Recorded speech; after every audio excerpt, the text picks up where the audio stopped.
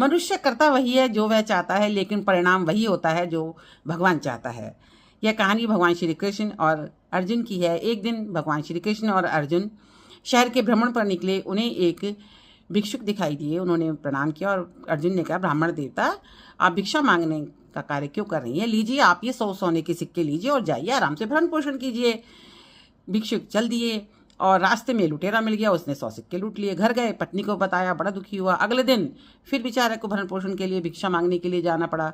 रास्ते में फिर श्री कृष्ण भगवान और अर्जुन मिल गए। पूछा, अरे हमने तो कल आपको 100 सिक्के दिए थे, कहाँ गए? उसने सारी बात बताई। अर्जुन ने कहा, लीजिए महाराज, आप ये एक मोती रख लीजिए, बेशकीमती है, इससे जाकर आपका भरण पोषण कीजिए। उसने वो लिया और घर गया। घर जाकर उसने सोचा कहीं मेरे ये मोती भी कोई ना चुरा ले, इसलिए उसने एक पुराना घड़ा देखा, उसमें उसे रख दिया। उसकी पत्नी पानी भरने गई हुई थी, बाई चांस उसका वो घड़ा फूट गया। वो घर पे आई और वो घड़ा उठा के ले गई पानी भरने के लिए। सेठ जी की जब आँख खुली तो देखा घड़ा नहीं था। इतने में उनकी पत्नी आ गई, देखा घड़ा तो बोले, अरे मैं तो इसे पानी भरने गई थी। सेठ जी तो माथा मलते रह गए, अरे ये क्या हो गया? उसने सब बताया कि अरे वो मोती था उसके अंदर, वो तो पानी में बह गया होगा।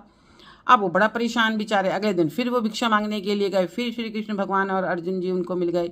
अर्जुन ने फिर पूछा कि महाराज आपको तो मोती दिया था, उसका क्या हुआ? उसने कहा ऐसे ऐसे बह गया। तो श्री कृष्ण जी ने उन्हें 2 सिक्के दिए, बोले जाइए उसी रास्ते से जाइए जिस रास्ते से आप आई हो। वो चल दिए। रास्ते में एक मछुआरा मिला, उसके पास एक मछली थी जो जाल में बंधी हुई थी। तो उस भिक्षुक ने कहा, आप इस मछली को छोड़ दीजिए, लीजिए 2 पैसे लीजिए। उन्हें 2 सिक्के दे दिए और उस मछली को अपने कमंडल में डाल लिया।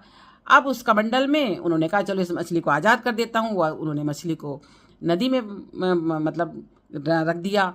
लेकिन वो तभी क्या देखते हैं कि कमंडल में तो एक मोती पड़ा है। उसे देखकर वो शोर मचाने लगते हैं, मिल गया मिल गया मिल गया। बाई चांस उधर से वो डाकू भी जा रहा था जिसने 100 सिक्के उनके लूटे थे। वो ने समझा मेरे को शेठ जी ने देख लिया, पहचान लिया, तो वो उनसे माफ़ी मांगने आ गया। अरे मुझे माफ़ कर दीजिए पंडित जी, माफ़ कर दीजिए, लीजिए अपने 100 सिक्के लीजिए। और वो 100 सिक्के लेके चला गया। अब भिक्षुक जी बड़े खुश हुए। घर गए, पत्नी को बताया, लीजिए देखिए आज कैसा चमत्कार हो गया, भगवान श्री कृष्ण ने मुझे केवल 2 पैसे दिए थे और उसका परिणाम ये हुआ कि मुझे मोती भी मिल गए, मेरे सिक्के भी मिल गए। तो उनकी पत्नी ने कहा, ये सब भगवान की लीला है, होता वही है वो जो भगवान चाहता है।